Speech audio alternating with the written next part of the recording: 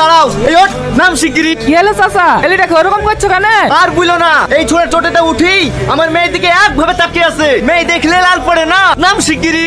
আমাকে ভাড়া মারতে হবে না। দরকার হয় বারবার আমি দেবো, তুমি ওকে নামাও। আর যদি না নামাও তাহলে আমরা নেমে যাচ্ছি। না না চাচা, আপনাদেরকে আর নামতে হবে না, আমি নেমে যাচ্ছি। এই চাচাকে তোর বাপ আমার ভাই হয়, তোর কোন চোদ্দ কিছু চাচা হয়? আমাকে আগে বলি যাও। আমার ভুল হয়ে গেছে। চাচা বলি লাইন ক্লিয়ার করছে। টনি ভাই, ছেলের বাড়ি থেকে এক্ষুনি ফোন করেছিল, ওরা কালকে আসছে। তোমার এইদিকে সব রেডি তো?